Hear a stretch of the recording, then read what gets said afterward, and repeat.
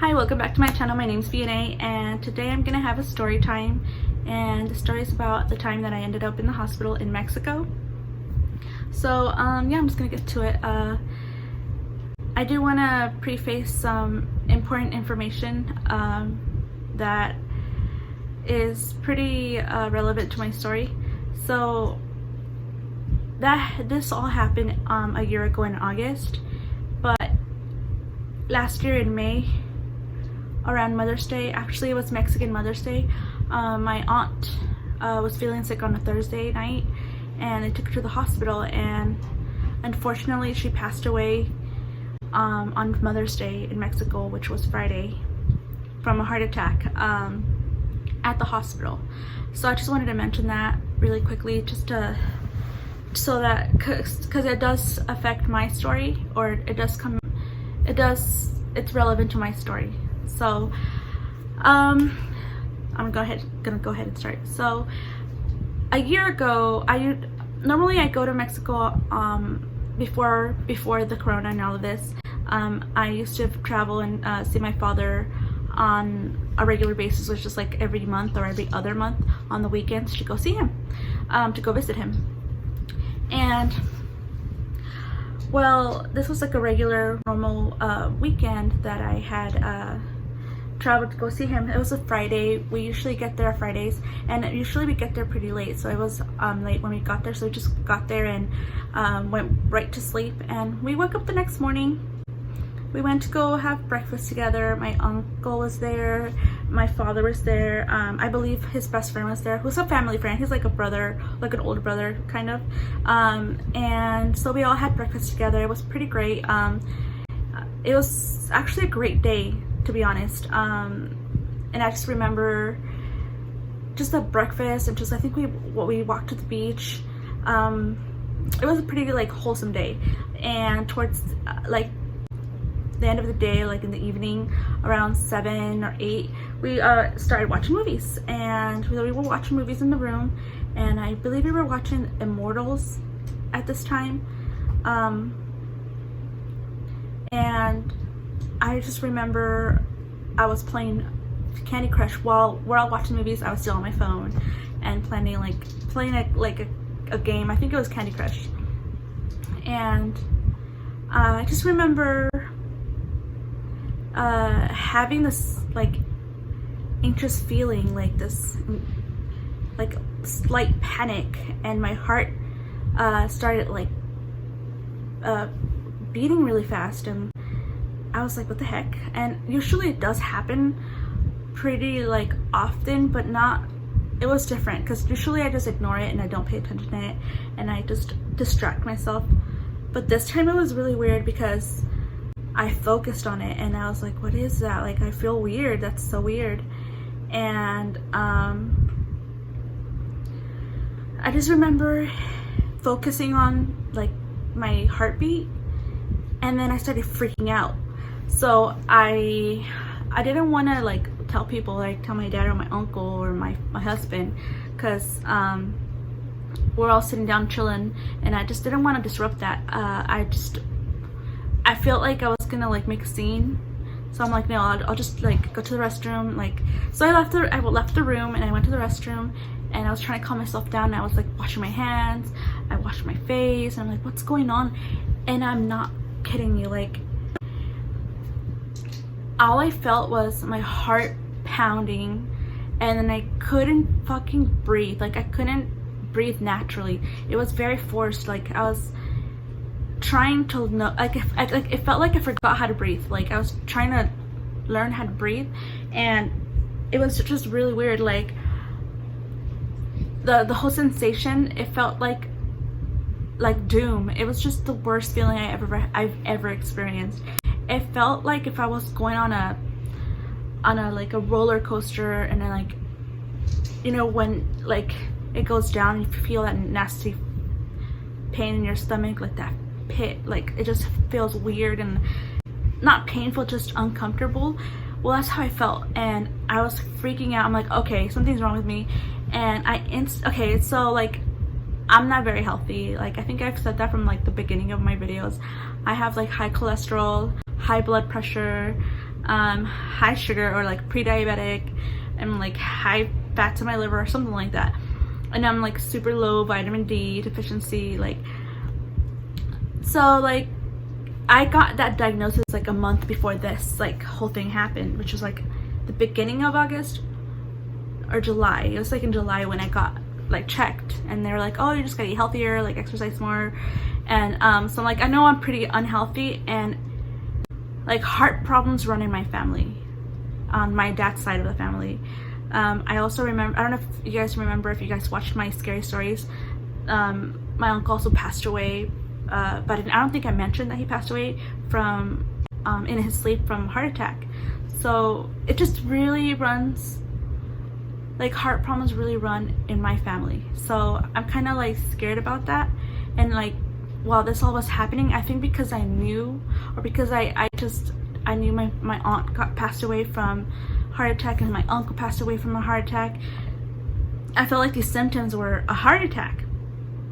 So I guess when this was all happened to me, I freaked out, and I thought I was having a heart attack. I was like, my hands were shaking and they were clammy, like they were sweating, but it was like I was cold.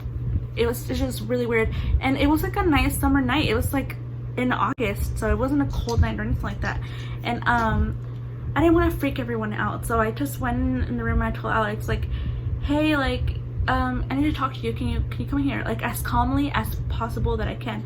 And then we have a code for when we have emergencies. I'm not gonna say it, but me and him have like little codes so we can talk to each other without people knowing what we're saying. It's not a language, it's more like codes. Like I don't really want to talk about it, because I mean that's the whole point, so people don't know what we're saying. But so I told him, like, hey, like I told my code. It just usually means emergency, that code I gave him. So he's like, what's wrong? And I'm like, I don't know, I feel like I feel so sick. I feel like I'm gonna pass out. Like I can't breathe. And I was hyperventilating in front of him, and I'm like, look, feel my heart. And he felt it, and it was like racing. And the fact that, like, I guess he saw it in me that there was something wrong. And he was like, oh, let me tell your dad. I'm like, no, I just don't want them to know, like, just help me calm down. And I'm like, I just don't feel good. And I was talking to him in front of the little window that's right next to the door where everybody was staying, so I'm pretty sure they heard me freak out. And my uncle comes out, he's like, what's wrong? And I'm like, I don't feel good. And he's like, it's okay, like, it's okay. My dog. He's like, it's okay, everything's fine. Let's go for a walk. And I'm like, no, like, I don't feel good. I feel so sick. He's like, no, let's go for a walk and let's get your mind off of it. And like, we all go walking, and my dad's freaking out. And we go for a little walk, but then I just start shaking, like, really, really bad. Like, if I was shivering, like if I was freezing cold. But it wasn't from cold. It was just, I think it was from fear. I don't know. I just remember it was very severe. Like, I was shaking, and I'm like, oh my god, I don't want to die. I kept telling my uncle, I don't want to die. Like, am I gonna die? And he's like, no. I'm like, I think I need to go to the hospital. So he's like, okay, we'll take you to the hospital.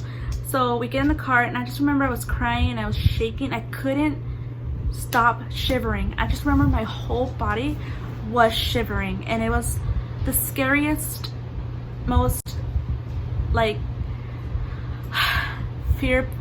I was in my, like, the worst part of, that was the worst part of my life that I've ever experienced. And I was in the car, my dad and my husband were in the back seat, and my uncle's calming me down or trying to keep me calm. And I'm like, I don't want to die.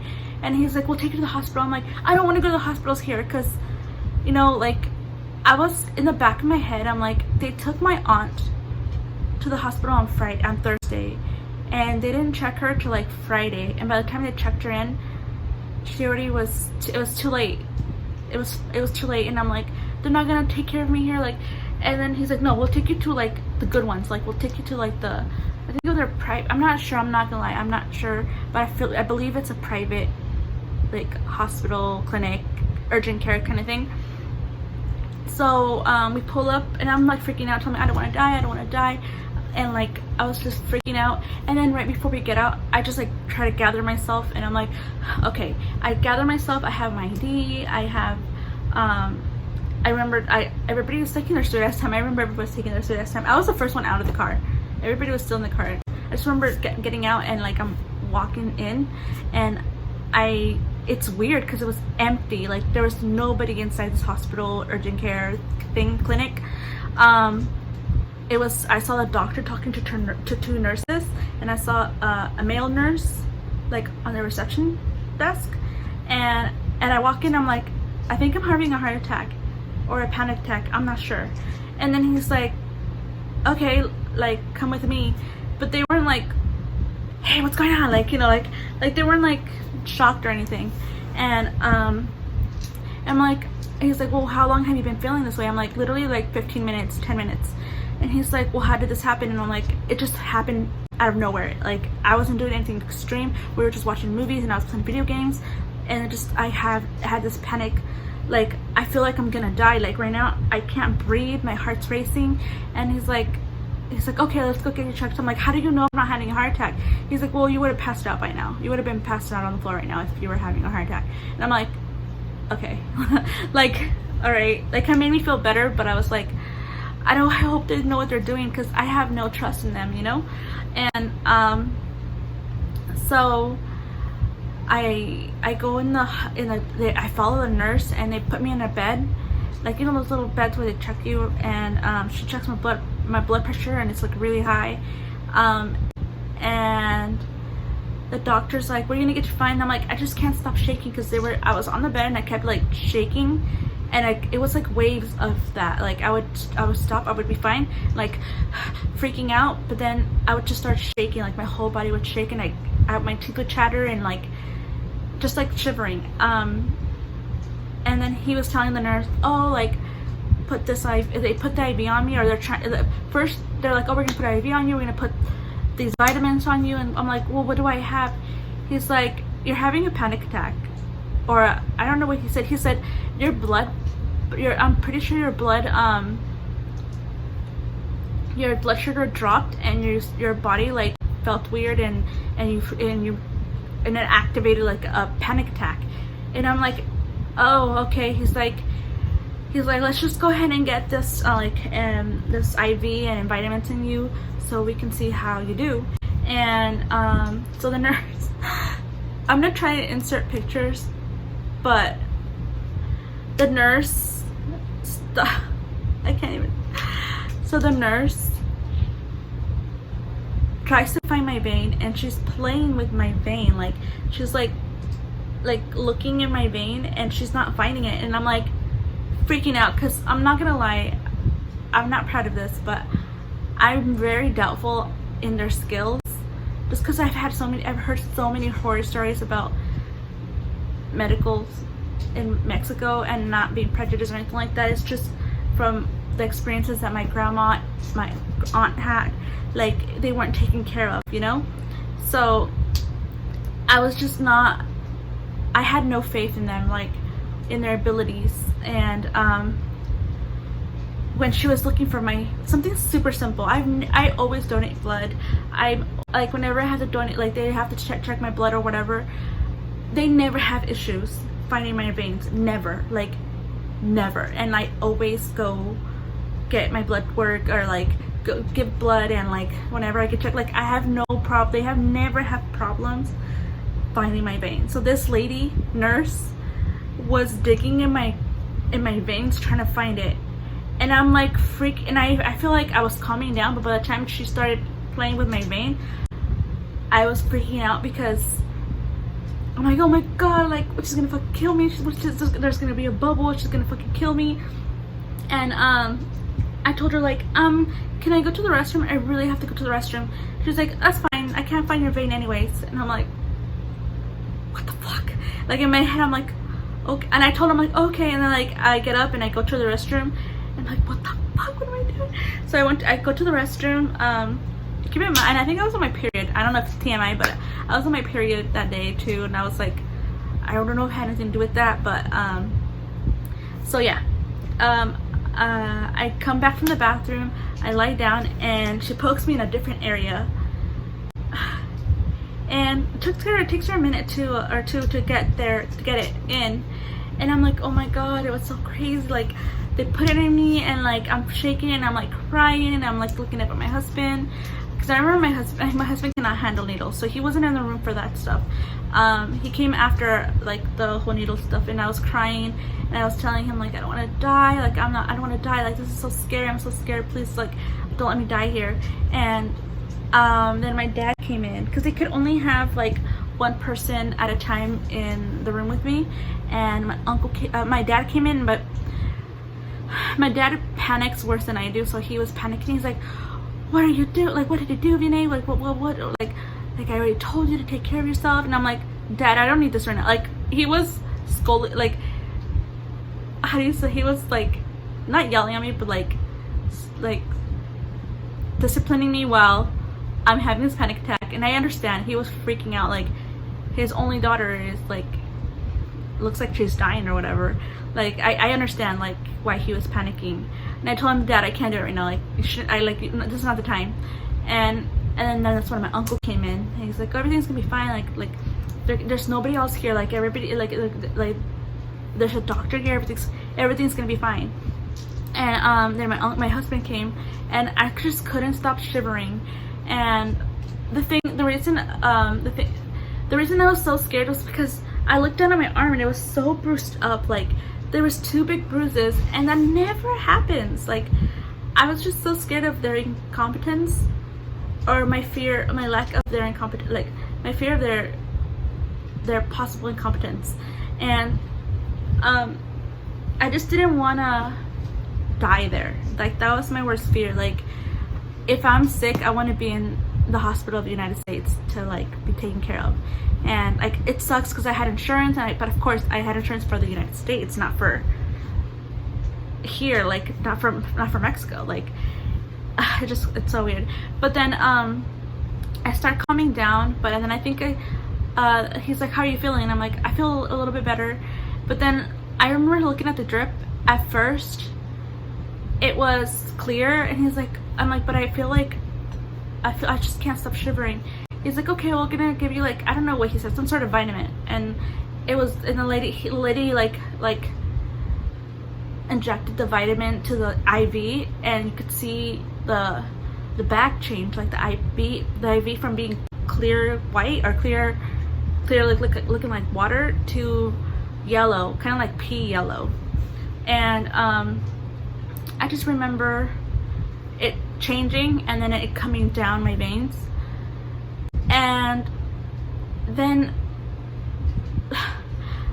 I was freaking out because just keep in mind, like, I'm just the whole time I'm scared that I'm gonna die in the hospital because they don't know what they're doing. Because that's my fear of it. Like, my fear is that I get the people that don't know what they're doing. I'm sure there's great doctors and nurses in Mexico, but I have like the worst luck ever, and I would be the one that gets the worst luck to have the person who's brand new, or like, for like example, the lady didn't know how to find my vein, and so I see the IV and it's going down my arm. I'm feeling a little bit better, but then I start panicking because I see this little, you see the IV like tube, there's yellow, and then there's like a big huge bubble in between. And I'm like, oh, like as soon as I saw that, I feel like I almost started fainting. Like, I almost fainted because I'm like, oh my god, it's a fucking bubble. And I don't know if you guys know, but you're not supposed to have air inside your veins. Like, you can die from that. So I was freaking out. I'm like, oh my god, like, there's a bubble. I was like about to rip it out, and I'm like, Alex, there's a fucking bubble. There's a fucking bubble. And then he's like, what? And I'm like, please ask the nurse if this is normal before it goes, because I could see it going down, and like, if it goes in me, I'm gone, you know, like. So I'm like, can you please ask about this, if this is a bubble?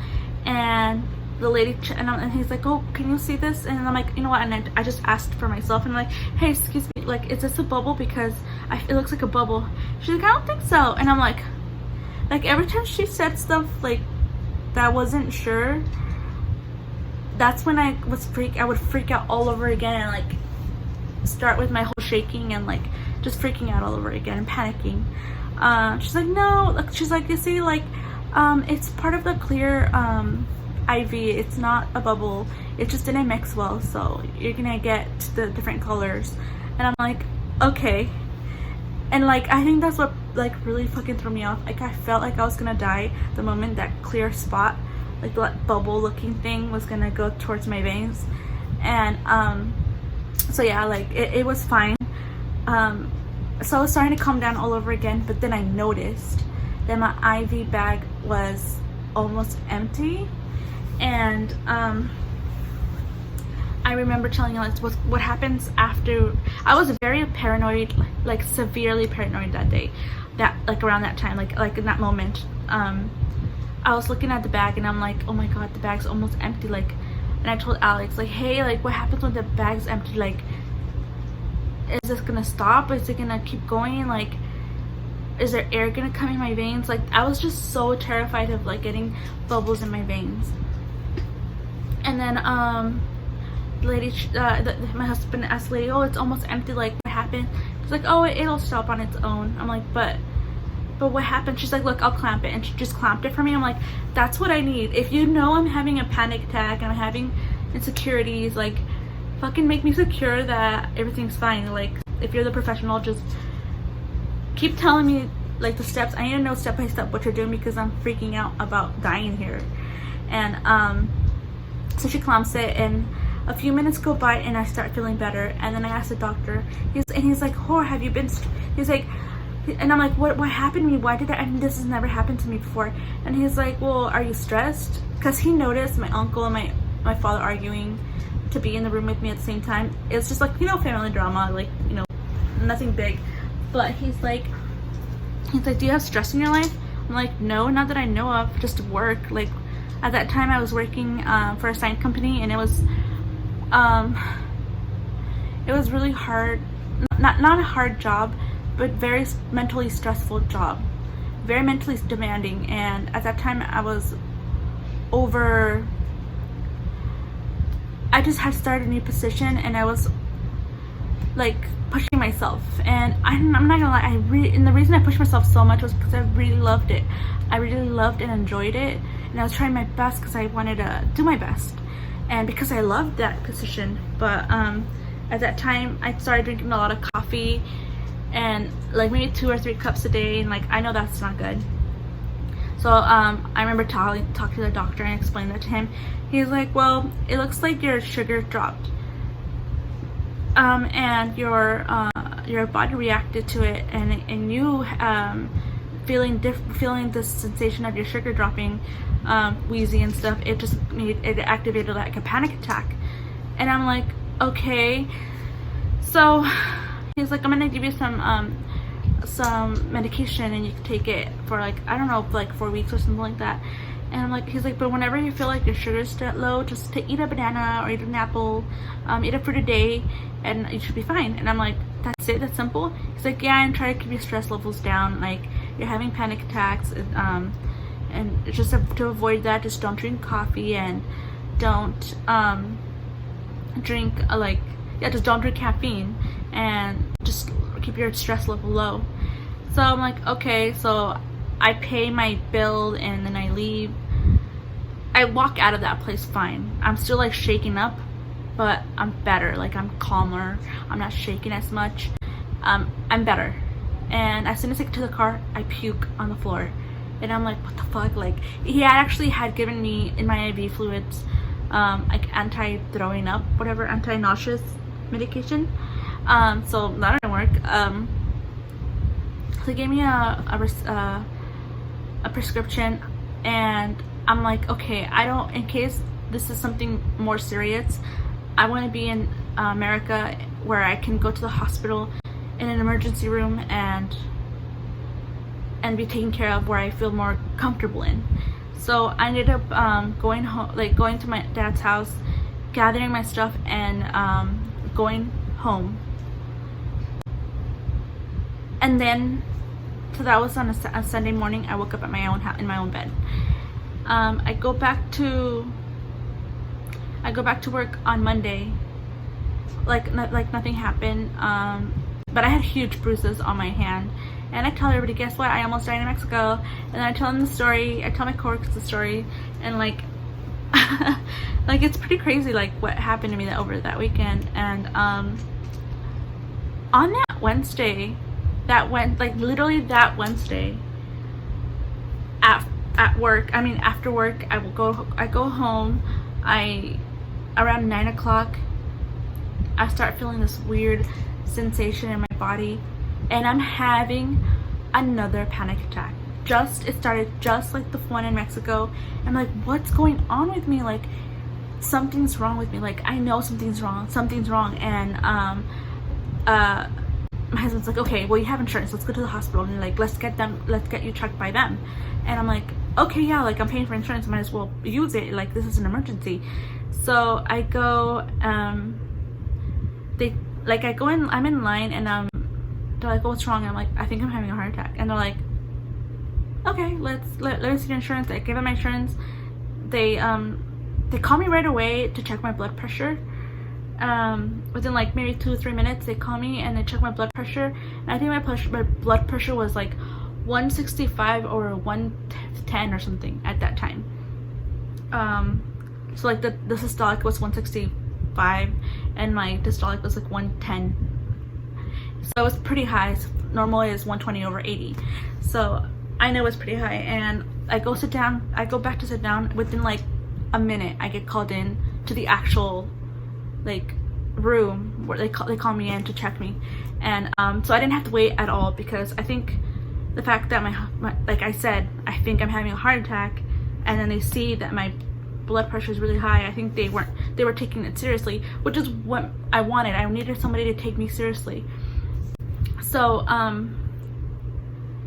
I remember that I go and the doctor checks me. He's like, oh, what's wrong? And I'm like, oh, I had a panic attack a week ago, or like on this Friday in Mexico. And I showed him like my arm. I'm like, they gave me, I believe, IV fluids, and I just want to know, like, is my heart okay? Like, am I having a heart attack? Do I have any issues? Like, he's like, okay, we're gonna give you like we're gonna get your blood work done. We're gonna do your EKG, and we're gonna do an x-ray. So they did an x-ray. Everything was fine. Like, they did all those 3 things. The doctor comes in, it was so packed. That place was so packed. I ended up sitting, there's like a bunch of people, and there's like, you hear, like, literally I was in the middle of the ER hospital, the ER. There's a lady screaming, like, you can see everything that's going on.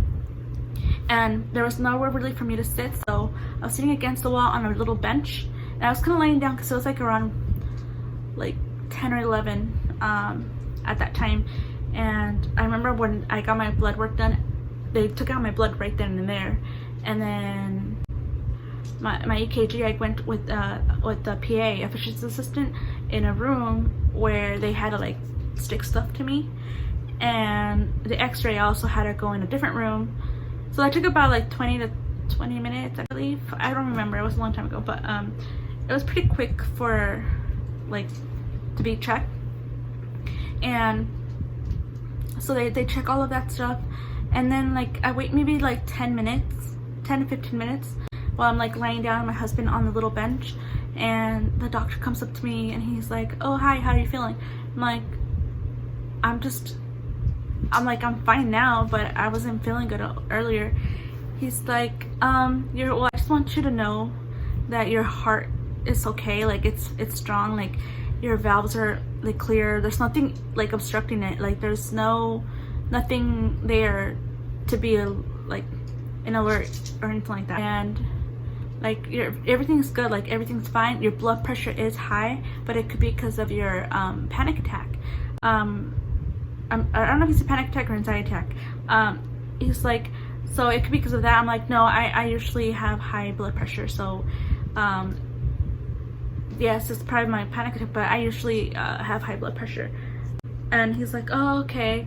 He's like, well, you're okay, like there's nothing to be worried about right now, like just try to relax. It was just a panic attack.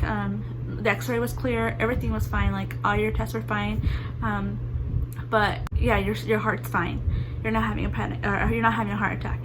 And I'm like, okay. Like, I felt so great to hear that it was in my head and it wasn't physical. I just felt relief to know that whatever this thing that I'm going through, it's not actual physical, and they checked me in every way possible so that I know I'm not having a heart attack.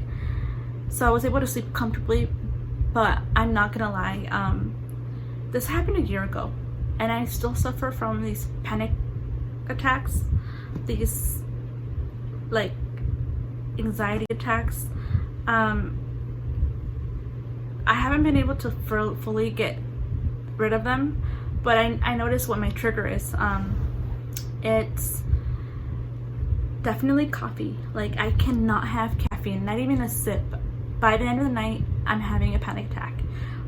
So I can't have any coffee or caffeine, even though I was so addicted to it. I had to quit my job. Like, I think I quit it in January of this year, January of 2020. I think February 4th was my last day working at my old job.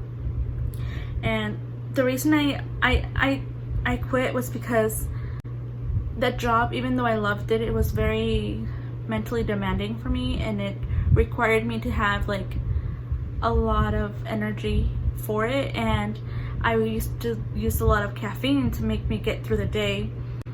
So I ended up quitting that job, and I was hoping to find another one that was more mellow, but then the coronavirus hit, and of course y'all know that story. But yeah, so I still suffer from panic attacks and anxiety attacks, and it's really weird how this all turns out. Like, it only happens when I focus on breathing.